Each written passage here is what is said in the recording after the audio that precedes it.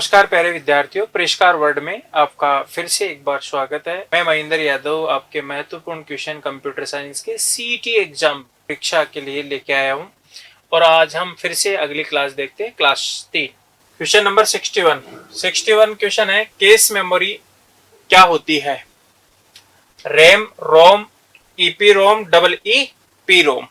ठीक है, देखो केस मेमोरी है वो रैंडम एक्सेस मेमोरी होती है, रीड ओनली मेमोरी होती है, erasable programmable read only memory होती है, या electrically erasable programmable read only memory होती है। तो हमारा जो करेक्ट आंसर है वो केस मेमोरी क्या है? हमारे पास एक रैम का ही प्रकार होता है, एक रैंडम एक्सेस मेमोरी होती है जो क्या होती है? वोलेटाइल मेमोरी होती है। तो राइट आंसर क्या है अपना? ए। क्वेश्चन नंबर 32 क्या है? निम्नलिखित में से कंप्यूटर मेमोरी का सबसे बड़ा साइज होता है। कंप्यूटर मेमोरी को मापने का सबसे बड़ी इकाई या सबसे बड़ा साइज कौन सा होता है? और क्लियर आंसर क्या होता है? बिट होता है वो सबसे छोटा होता है और जियोप बाइट होता है वो सबसे बड़ा होता है। तो जो एग्जैक्ट आंसर है वो है हमारे पास जियोप बाइट, ए ऑप्शन 62 नंबर क्वेश्चन का।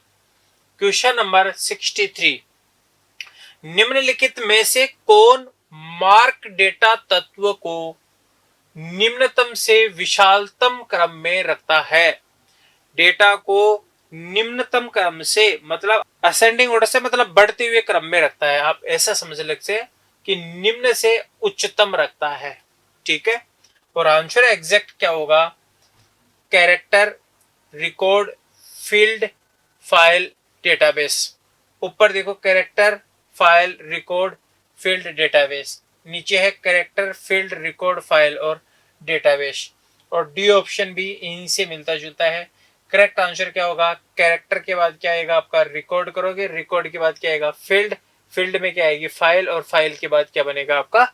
डेटाबेस बनेगा। 64, हटाए गए डेटा एक डिस्क पर तब तक रहता है जब तक कि वह डेटा ओवरराइट ना हो, डिस्क स्कैन ना किया जाए, रिसाइकल बिन को खाली ना कर दिया जाए। बिल्कुल एग्जैक्ट है।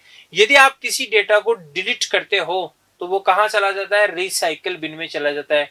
और वो डेटा कंप्यूटर में स्टोर रहता है जब तक, कब तक? जब तक उसको रिसाइकल बिन से भी आप नहीं हटा देते हैं। तो आंसर क्या होगा आपका? रिसाइकल बिन को खाली ना कर दिया जाए तब तक डेटा है वो एक डिस्क पर हमेशा क्या रहता है? उपस्थित रहता है। क्वेश्चन नंबर नेक्स्ट आगे ले देखिए। इससे पहले आप एक सूचना है, परिष्कार कोचिंग की तरफ से पीएसआई के नए बैच आपको मिलेंगे। जीके प्लस हिंदी के सेपरेट बैच मिलेगा पीएसआई का, पुलिस सब इंस्पेक्टर, और उनके नए बैच आपको मिलेंगे सोमवार को स्टार्ट हो रहे हैं परिष्कार वर्ड के अंदर या परिष्कार कोचिंग के अंदर, जिसका ऑफिशियली नंबर आपको दे रखा है। आप इस पे और जानकारी प्राप्त कर सकते हैं। और एक नीचे आपको इसका एड्रेस दे रखा है, रिद्धि सिद्धि चौराहे, इंडियन पेट्रोल पंप के पास, Gopalpura bypass, Jaipur. Question number 65, EPROM की साइकिल होती है। ईपी रोम की जो साइकिल होती है वो क्या होती है? 1000 साइकिल होती है ईपी रोम की। और ईपी रोम का पूरा नाम क्या होता है? Erasable programmable read only memory. Question number 66, निम्न में से कौन सा एक विंडोज प्रचलन तंत्र का वर्जन नहीं है? ठीक है, और इसका जो एग्जैक्ट आंसर है वो क्या है? Windows Vista. Question number 67, Windows 95A, 98, Windows NT को किस रूप में जाना जाता है? तो ये क्या है? आपके सारे ऑपरेटिंग सिस्टम होते हैं। 68, एक कंप्यूटर प्रोग्राम जो एक पूरे प्रोग्राम को एक बार में ही मशीनी भाषा में परिवर्तित कर देता है कहलाता है। भाषा को, उच्च स्तरीय भाषा को, देखो समझो आप, एच हाई लेवल लैंग्वेज को LLL लो लेवल लैंग्वेज में बदलने के लिए, ठीक है, कंप्यूटर में दो पोजीशंस होते हैं। एक होता है कंपाइलर और एक होता है इंटरप्रेटर। इंटरप्रेटर क्या होता है? एक एक लाइन को कंपाइल करता है, एक एक लाइन को बदलता है, हाई लेवल लैंग्वेज से लो लेवल लैंग्वेज में एक एक लाइन को बदलता है, जबकि कंपाइलर क्या है, पूरी फाइल को एक साथ बदल देता है। और आपको पूछा है मशीनी भाषा में, मतलब मशीनी भाषा क्या होती है, लो लेवल लैंग्वेज होती है, उसमें परिवर्तित कर देता है। कैसे? पूरे प्रोग्राम को, पूरे प्रोग्राम को एक साथ बदल देता है। तो वो कौन सा होता है? कंपाइलर। ठीक है ना। भाषा को बदलने के लिए ट्रांसलेटर लगे हुए होते हैं कंप्यूटर में। वो ट्रांसलेटर दो प्रकार के होते हैं, एक होता है कंपाइलर, दूसरा होता है इंटरप्रेटर, जो हाई लेवल लैंग्वेज को लो लेवल लैंग्वेज में बदलते हैं। ये पूरे प्रोग्राम को एक साथ बदल देता है, जबकि ये एक एक लाइन को बदलता है। ठीक है। उसके बाद 69 से पहले डिप्टी जेलर के बैच पुरस्कार में आपको मिलेंगे सोमवार से। GK plus Hindi separate batch मिलेंगे आपको। 69 नंबर का क्वेश्चन है, निम्नलिखित में से कौन सा सिस्टम सॉफ्टवेयर प्रथमतः कंप्यूटर मेमोरी में लोड होता है जब वह एक कंप्यूटर को चालू करते हैं?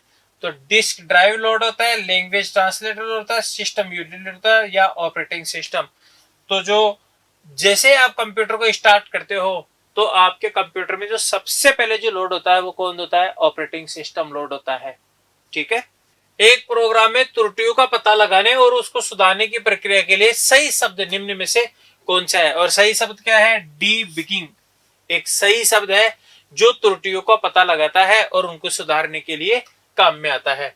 ट्रांसलेटर आपको पता है, ट्रांसलेटर दो प्रकार के होते हैं, कंपाइलर और इंटरप्रेटर। और इंटरप्रेटिंग क्या है? एक शब्द दिया है, कंपाइलिंग भी आपको शब्द दे रखा है। 71 डीटीपी एक कंप्यूटर संक्षेपण है, इसका सामान्य अर्थ होता है।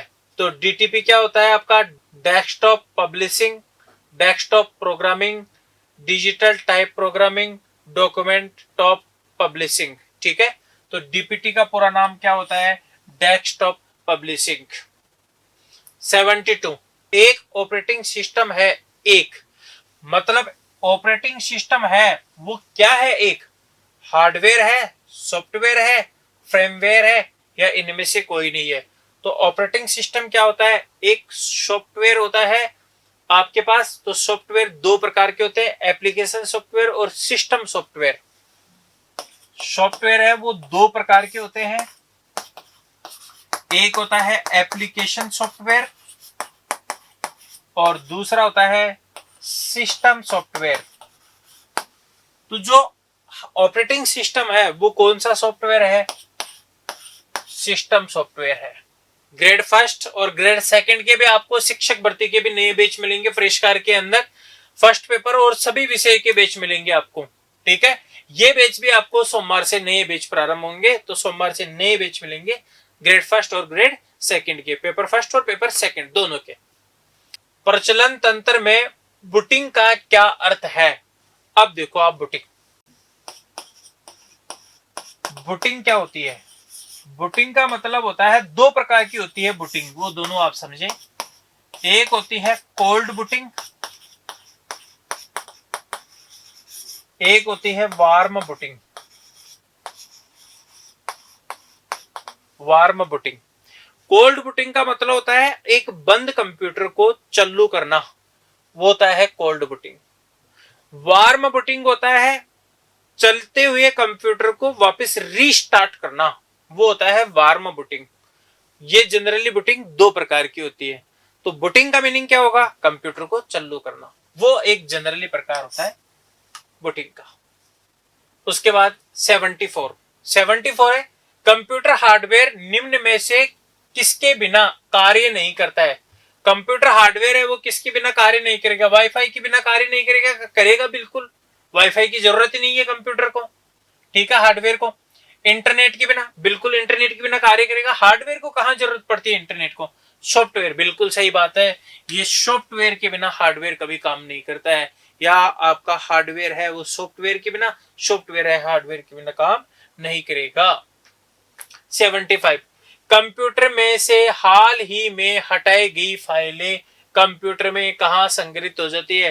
कंप्यूटर में यदि आप किसी फाइल को हटा देते हैं, डिलीट कर देते हैं, तो वो फाइल कुछ समय के लिए या वो फाइल एक दूसरी जगह जाके स्टोर हो जाती है और वो स्टोरेज को बोलते हैं हम रिसाइकल बिन में चली जाती है।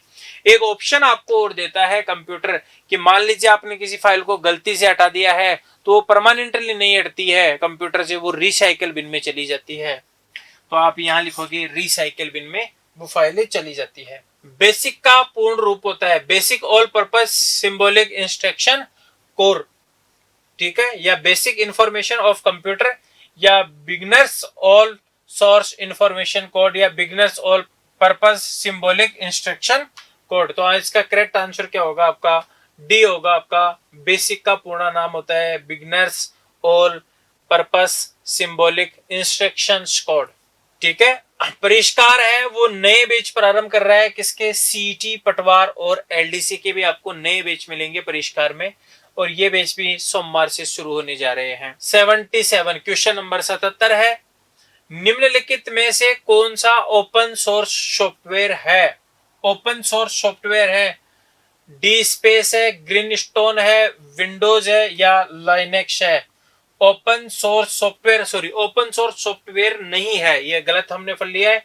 तो ओपन सोर्स सॉफ्टवेयर है वो आपका विंडो है, वो ओपन सोर्स सॉफ्टवेयर नहीं है। ओपन सोर्स का मतलब होता है जो बाजार में आपको फ्री में मिलता है, आसानी से मिल जाता है, तो विंडो आपको नहीं मिलेगा। निम्नलिखित में से कौन सी प्रोग्रामिंग भाषा नहीं है? देखो, फोर्ट्रन प्रोग्रामिंग भाषा है, बेसिक भी प्रोग्रामिंग भाषा है, कोबाल भी प्रोग्रामिंग भाषा है, जबकि आस्की क्या है? एक कोड होता है। तो जो करेक्ट आंसर क्या होगा वो आपका होगा डी, आपका करेक्ट आंसर होगा 78 के अंदर। हाल ही में नष्ट मतलब डिलीट की गई फाइलें कहां स्टोर हो जाती है? ये पहले भी रिपीटेशन हो चुका है क्वेश्चन, रिसाइकल बिन में जाके ये स्टोर हो जाती है। उसके बाद कौन सा सॉफ्टवेयर एक कंप्यूटर और उसकी सुरक्षा को नुकसान पहुंचाने अथवा आपराधिक गतिविधियों के संलग्न करने के लिए प्रयोग में किया जाता है? एडवे, फ्रेमवेयर और मालवेयर। तो आंसर क्या होगा इसका? Correct answer malware. CET common eligibility test graduation level और 12th लेवल के भी आपको नए बैच मिलेंगे सोमवार को, जिसमें आपको क्या क्या मिलेगा? साथ में प्रिंटेड नोट्स मिलेंगे, परिष्कार का बैग मिलेगा और साथ में आपको फ्री टेस्ट सीरीज मिलेगी। क्वेश्चन नंबर 81, विंडोज एक्सप्लोरर का कार्य है नए प्रोग्रामों को जोड़ता है क्या? ये सेटिंग बदलता है क्या? सिस्टम रिस्टोर करता है क्या? फाइल एंड फोल्डर को व्यवस्थित करता है क्या? ये तो आंसर क्या होगा? फाइल और फोल्डर को व्यवस्थित करता है क्या ये विंडो एक्सप्लोरर? जी बिल्कुल, फाइल और फोल्डर को क्या करता है? व्यवस्थित करता है। विंडोज ऑपरेटिंग सिस्टम का कौन सा तत्व प्रशासनिक उपकरणों को रखता है? Control panel, recycle bin, task bar, internet explorer. Windows operating system का कौन सा तत्व है वो प्रशासनिक उपकरणों को रखता है? आंसर क्या होगा आपका? कंट्रोल पैनल है, वो इन सब सिस्टम के सभी उपकरणों को क्या है? रख रखाव का कार्य करता है control panel, CU. Question number 83, कौन सा कंप्यूटर प्रोग्राम दो या दो से अधिक ऑब्जेक्ट फाइलों को मिलाकर एक एग्जीक्यूटेबल मतलब एग्जीक्यूटेबल टेबल प्रोग्राम बनाता है? ऑप्शन है पहला लोडर, असेंबलर, लिंकर और कोडर। तो एग्जीक्यूटेबल प्रोग्राम बनाता है वो कौन बनाता है? लिंकर, ठीक है, एग्जैक्ट आंसर। क्वेश्चन नंबर 84, कृत्रिम बुद्धि एआई आर्टिफिशियल इंटेलिजेंसी का प्रयोग वाले कंप्यूटर कौन सी पीढ़ी से संबंधित है? तो इंटेलिजेंसी, आर्टिफिशियल इंटेलिजेंसी, कृत्रिम बुद्धि, इसको आप बोलते हो रोबोट। रोबोट है वो कौन सी पीढ़ी के कंप्यूटर है? कंप्यूटरों की जनरेशन को हमने 5 पीढ़ियों में बांट रखा है, ठीक है। कितनी पीढ़ियों में डिवाइडेशन कर रखा है? 5 पीढ़ियों में डिवाइडेशन कर रखा है। पहली पीढ़ी का जो समय है वो 1946 से लेके और 55 तक है। दूसरी पीढ़ी का समय है वो 55 से लेके 64 तक है, 65 से लेके 76 तक है, और 75 से लेके और 85 तक है, और 85 से लेके और वर्तमान तक। ये है 5वीं पीढ़ी। और हमसे प्रश्न में क्या पूछा है आपको? आर्टिफिशियल इंटेलिजेंस वाले जो कंप्यूटर्स है वो कौन सी पीढ़ी के हैं? तो आंसर क्या होगा? ये आपके 5th जनरेशन के हैं, 5वीं जनरेशन के कंप्यूटर्स है, या 5वीं पीढ़ी में आर्टिफिशियल इंटेलिजेंस का प्रयोग किया गया है, कृत्रिम बुद्धि का प्रयोग किया। 85 किस एजेंसी के कंप्यूटर का भारत में सबसे पहले प्रयोग किया गया? तो इसका एग्जैक्ट आंसर क्या होगा? वो होगा ISI कोलकाता। इस कंपनी के कंप्यूटरों का भारत में सबसे पहले क्या किया गया? उपयोग किया गया है। उसके बाद देखो एक सूचना है, रीट लेवल सेकंड के बैच प्रारंभ हो रहे हैं परिष्कार वर्ड के अंदर और नए बैच आपको मिलेंगे सोमवार से। क्वेश्चन नंबर 86 निम्नलिखित में से पहली पीढ़ी का कंप्यूटर कौन सा है? पहली पीढ़ी के कंप्यूटर देखो, माइक्रो कंप्यूटर है वो 5वीं पीढ़ी के कंप्यूटर है, छोटे कंप्यूटर होते हैं। सुपर कंप्यूटर है वो 4थी 5वीं पीढ़ी का कंप्यूटर है। एनिएक जो कंप्यूटर है वो कौन सी पीढ़ी का है? आपका पहली पीढ़ी का कंप्यूटर है। Electrical numerical integrated and computer इसका पूरा नाम होता है। ये पहला इलेक्ट्रॉनिक कंप्यूटर है जो कौन सी जनरेशन में लाया गया था? फर्स्ट जनरेशन में, पहली पीढ़ी के अंदर इसका उपयोग किया गया। उसके बाद क्वेश्चन नंबर 87 सुपर कंप्यूटिंग के पिता के रूप में किसे जाना जाता है? मतलब सुपर कंप्यूटर के पिता, सुपर कंप्यूटर के पिता कौन है? सेमूर करे, father of super computer Semur करे, ठीक है। और भारत में सुपर कंप्यूटर के पिता कौन है? विजय पांडुरंग भटनागर। तो आंसर क्या होगा आपका? सेमूर करे। नेक्स्ट अगले क्वेश्चन पे बात करते हैं। क्वेश्चन नंबर देखिए आप 88 भारत के प्रथम सुपर कंप्यूटर परम 8000 का शुभारंभ कब किया गया या में किया गया? कौन सी ईयर में किया गया? तो सुपर कंप्यूटर का जो निर्माण है वो जुलाई 1991 में किया गया। इसका राइट आंसर होगा हमारा बी। 89 कंप्यूटर की पंचम पीढ़ी, 5वीं पीढ़ी में VLSI का पूरा नाम होता है वेरी लार्ज स्केल इंटीग्रेशन तकनीकी को किस तकनीकी में परिवर्तित कर दिया गया? मतलब ये कह रहा है कि VLSI को किस में बदल दिया गया? ULSI में बदल दिया गया, अल्ट्रा लार्ज स्केल के अंदर बदल दिया गया। आंसर होगा इसका, करेक्ट आंसर होगा बी। उसके बाद क्वेश्चन नंबर 90 देखिए आप इसका, भारत के प्रथम स्वदेशी माइक्रो प्रोसेसर कौन सा है? स्वदेशी माइक्रो प्रोसेसर कौन सा था पहले? शक्ति पहले भारत का पहला माइक्रो प्रोसेसर था। और वर्ल्ड का पहला माइक्रो प्रोसेसर कौन था? आपका इंटेल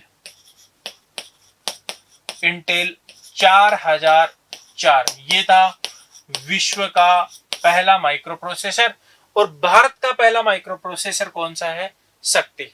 उसके बाद एक सूचना है, स्कूल व्याख्याता सेकंड पेपर, वो भी कौन सा? आपका वाणिज्य का। ये भी आपको परिष्कार वर्ड के अंदर सोमवार के इनके भी नए बैच मिलेंगे, ठीक है। तो प्यारे विद्यार्थियों, ये थी हमारे पास क्लास नंबर 3 सीईटी के महत्वपूर्ण प्रश्नों की 30 क्वेश्चनों की। अगली क्लास में मैं आपको फिर से रूबरू होऊंगा एमसीक्यू लेके कंप्यूटर साइंस के, जो सीईटी एग्जाम के लिए बहुत ही महत्वपूर्ण साबित होंगे। तब तक के लिए धन्यवाद।